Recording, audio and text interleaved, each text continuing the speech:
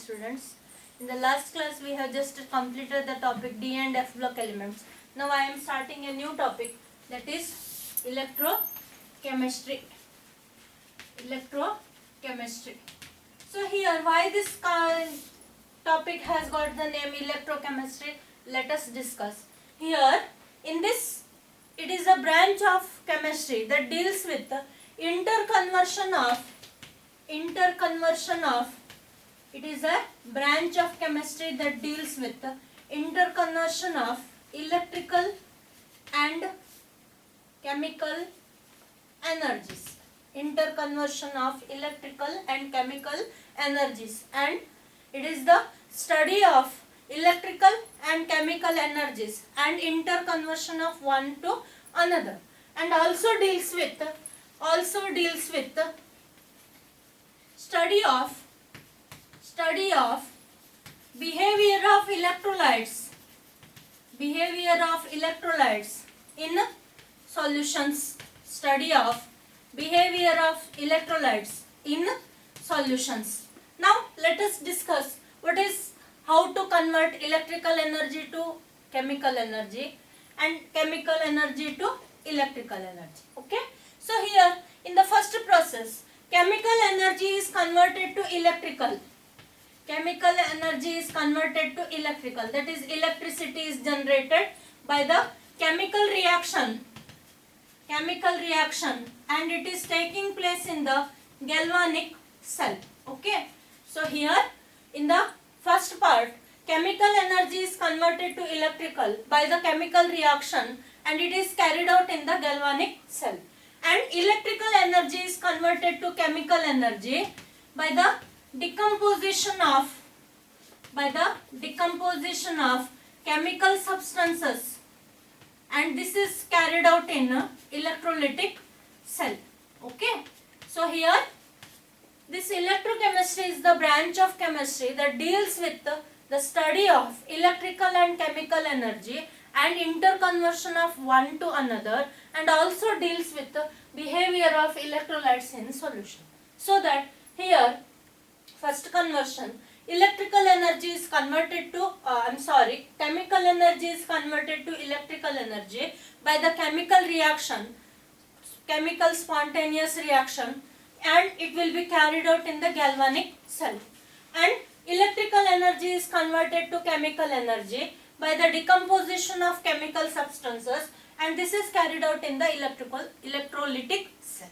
So as the electrochemistry processes involve the conversion of electrical and chemical processes, so here we are calling the electrochemistry as electrochemical processes. That means the two processes which are involved in the reactions will be electrochemical processes, and these electrochemical processes are going to take place by redox reactions. Okay. Redox, what is the meaning of redox? So here in the redox reaction, one part of the reaction there will be oxidation taking place, and in the another part of the reaction there will be reduction taking place simultaneously. Now let us see what is oxidation, what about the electrode, and what is the sign convention in the galvanic and electrolytic cells. Okay. So oxidation means it is the removal of electrons. Oxidation means removal of electrons. So that what happens here, charge or valency of the ion increases. So let me give an example. Na0 giving rise to Na plus 1 electron.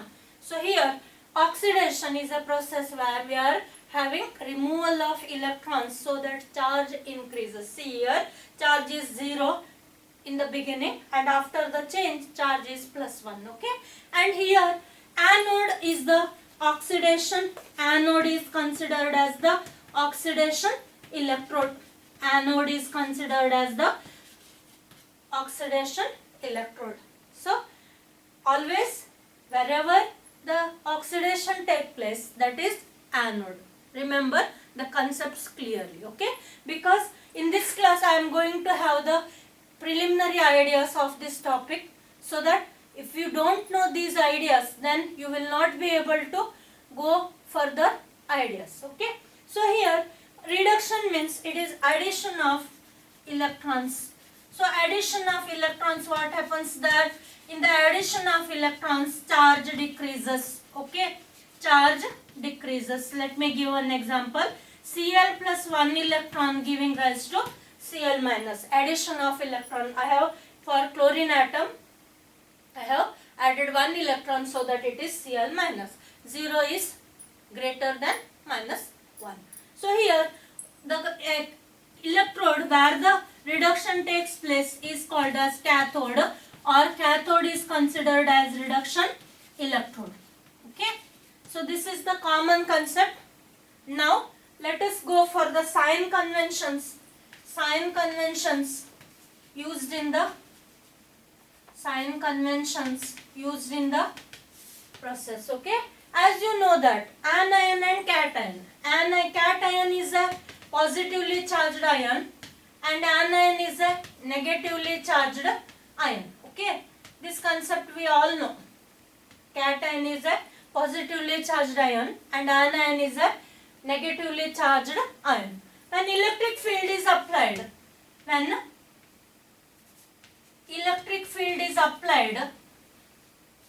these will move towards. Electric field is applied in the solution state. The ions will move to oppositely charged. Ions move to oppositely charged electrodes. Ions will move to oppositely charged electrodes. So that as per this sign convention, cation is positive, cathode is negative.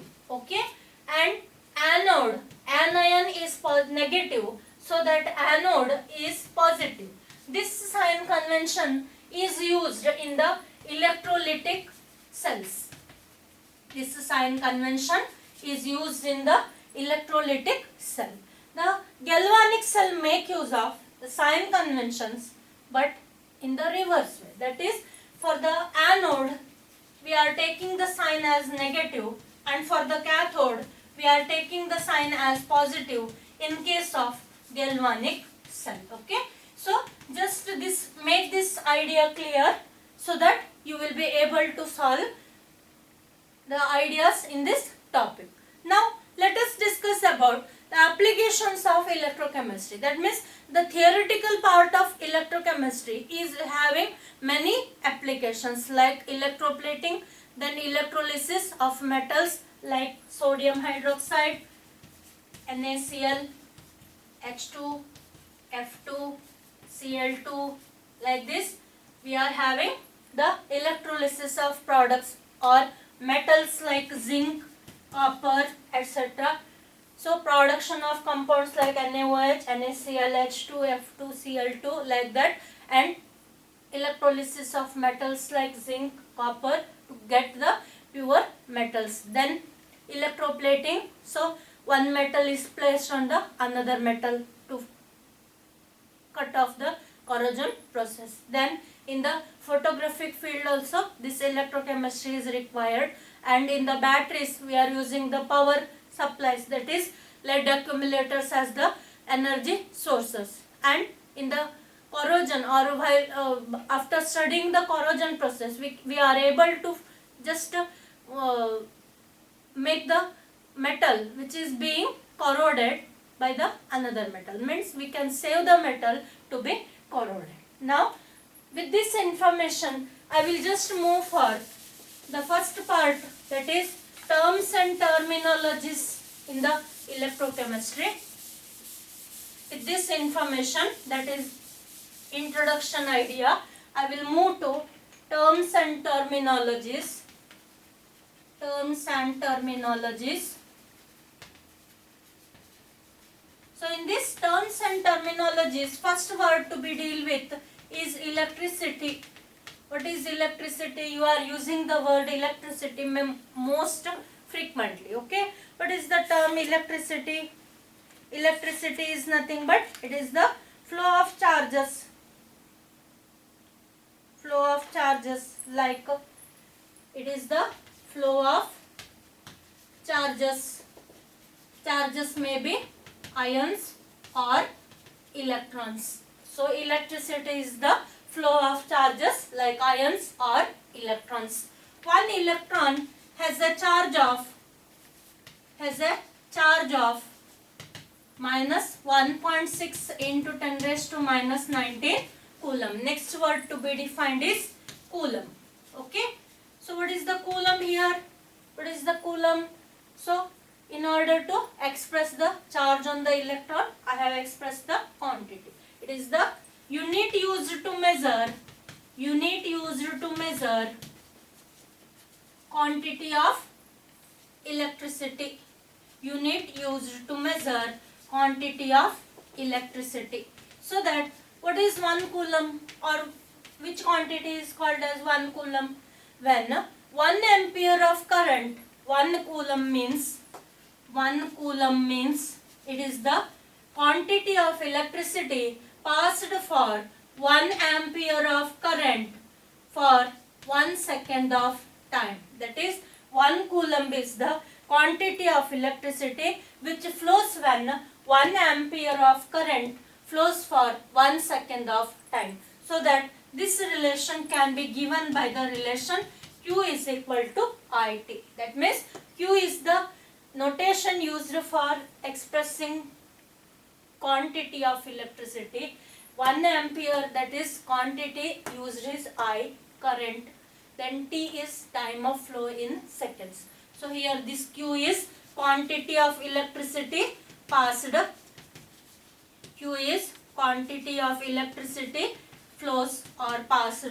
Then I is the current passed through the circuit.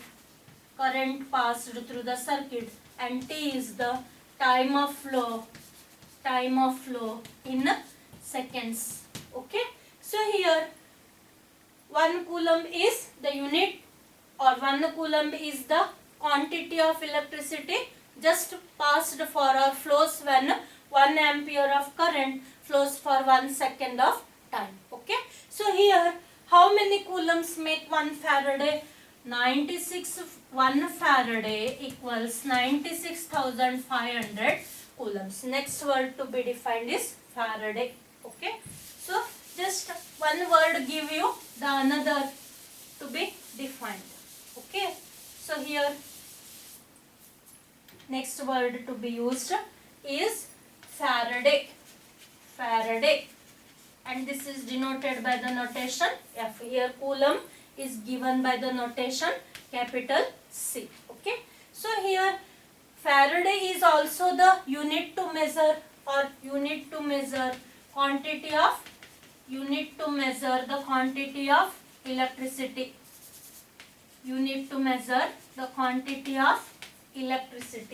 Okay. But with small change is there. 1 Faraday means it is the quantity of electricity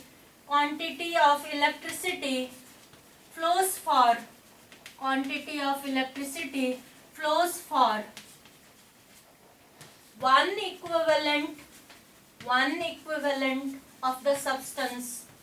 equivalent of the substance during electrolysis. 1 equivalent of the substance during electrolysis. So it is, just I will give you what is 1 equivalent of the substance, then it will be clear for you. Okay.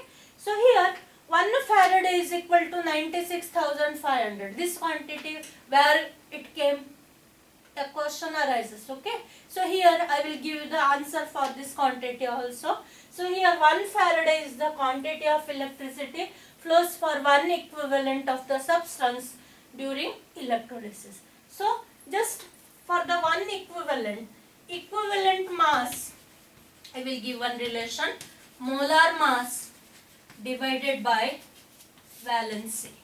So see here, if 1 gram equivalent of this equivalent mass of the substance is called as 1 equivalent. 1 gram equivalent mass of the substance is called as 1 equivalent. Then what is meant by equivalent mass? Let us discuss about that. So 1 equivalent. Now I will just, you know, the inorganic compounds. So many compounds are there. NaCl, KCl, KNO3, then Na2SO4, MgSO4, Al2SO4 thrice, CaCl2, like we have so many HCl, like that so many compounds are there. These compounds can be classified into different types based on their valency. So here, see here, H is having +1 valency and Cl is having -1. These class, or the compounds I have written here, all are belonging to same category. That means cation valency is +1 and anion valency is -1. So that this class of compounds can be classified as 1:1 compounds. That is, cation is having +1 valency, anion is having -1 valency, 1:1 electrolyte. Now this class is called as 1:2 valency or 1:2 electrolytes. So here it is 2:1 electrolyte. It is 3:2 electrolyte, like that. Okay. So what is the actual meaning there? So see here, in case of 1:1 electrolytes, that means where the compounds, in the compounds where the positive valency is +1 and negative valency is -1, so that valency of the compound is taken as 1. So that what is the result here? Equivalent mass is equal to molar mass. So for univalent compounds, we are having equivalent mass is equal to molar mass. Okay. So this is the conclusion. Now come for this category, 1:2. So here total valency is how much? Sodium is having +1 valency, sulfate is having -2 valency. But there are 2 atoms of sodium are there. So total positive valency is +2 and total negative valency is -2. Total valency of the compound is 2. So that in order to get the equivalent mass, what you have to do? Take the molar mass, then divide it by 2, divide it by the valency, then you will get the equivalent mass. Say for example, Mg is having atomic mass 12, okay, plus sulfate is having atomic mass 96. So after addition of this, it is 108. So that 108 to be divided by 2 to get the equivalent mass of magnesium. Here also in the calcium chloride compound, calcium is having valency or atomic mass 20. Chlorine is having atomic mass 35.5. If you calculate the molar mass, then in order to calculate the equivalent mass, what you have to do? So here divide the quantity by 2. In this Al2SO4 thrice compound, total positive valency is +6 and negative valency is -6. So that in order to get equivalent mass, we have to divide it by the quantity 6. Okay, like that. If the valency of the compound is not 1, then for the equivalent mass you have to divide the molar mass by valency. Then only it will be the meaning of 1 equivalent of the substance. Now I will give you how this quantity will be arising.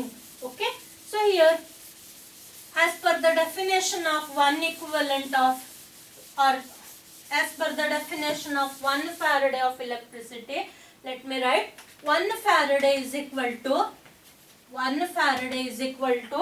total charge of n electrons, or charge carried by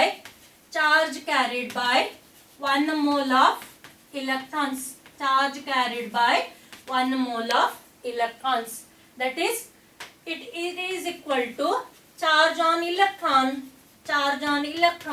1 mole will contain n electrons, so that number of electrons will be n. Okay. So what is the charge on electron? Charge on, don't take the sign, just you take the magnitude. 6022 into 10 raised to minus 19 coulombs into n is 6.023 into 10 raised to 23 electrons. So that If you multiply these two quantities, it will be coming up to 46,487 coulombs per mole. Okay, so here it is moles, so that 96,487 is the exact value of 1 Faraday. So it will be approximated to the value 96,500 coulomb per mole. So that 1 Faraday is equal to 96,500 coulombs. While solving the problems, if this quantity is not given, you have to assume that 1 Faraday is equal to 96,500 coulombs per mole. And if it is in the problem, they have given the quantity as 96,487, you have to substitute that value itself. Now next one is fourth quantity, conductivity. Conductivity. So what is conductivity? Conductivity is nothing but ability of a substance to conduct electricity. Ability of a substance to conduct electricity. Okay, so here ability of a substance is different for the different types of the compounds, and based on the magnitude of electrical conductivity, based on magnitude of electrical conductivity, then temperature, pressure and nature of the material. On one basis we cannot classify the substances. All the enquiries are needed for the just classification of substances. So conductivity means ability of a substance to conduct electricity based on magnitude of conductivity, then temperature, pressure at which measurement is made, then nature of the material. The substances can be classified into 3, not 4 classes. Substances can be classified into mainly 3 but 4 classes. So just let me give the classes with examples. Okay. First one, first class of compound is conductors. First class of substances is conductors. Conductors are the substances having very high electrical अथवा high electrical conductivities. Okay, substances having high electrical conductivities. So here examples will be certain metal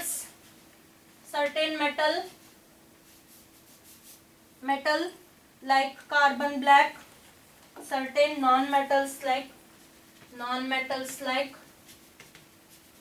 carbon black, then graphite, certain non-metals like carbon black, then graphite, metals, all type of metals, alloys, and some class of organic polymers.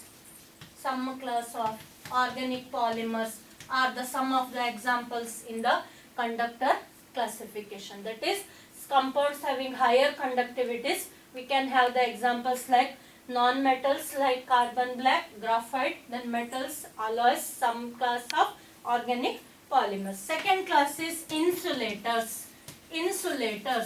Okay, so here insulators are the compounds having very low electrical conductivities. Insulators are the compounds having very low electrical conductivities. Example, glass, ceramics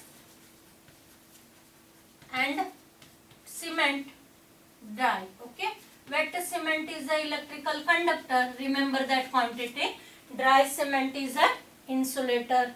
Okay, now third class or third classification is semiconductors. So here semiconductors are having conductivities.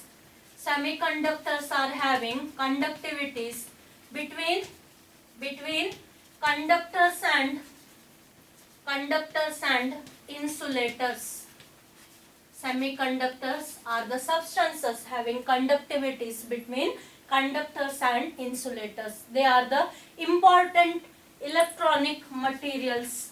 That is, these semiconductors are used to make the electronic chips, materials like that. Okay. So here, what are the examples in the semiconductors? Semiconductors are silicon, doped silicon, then gallium arsenide are the some examples of semiconductors. Another class is there, superconductors. So if the common man, if you give the extra powers, then that man is called as Superman. Okay. So that here also superconductors means they are having conductivities very higher than the conductors. That means these superconductors are the compounds or substances having very high electrical conductivity. So in order to have very high electrical conductivity, these have got zero resistivity. Okay. Because conductivity and resistivity are reciprocal to each other. Okay. So earlier some metals and alloys are used to have superconducting nature to a temperature of 0 to 15 Kelvin. Earlier days they were using metals and some alloys as the superconductors for the temperatures of 0 to 15 Kelvins. Nowadays we are using the ceramic materials and polymers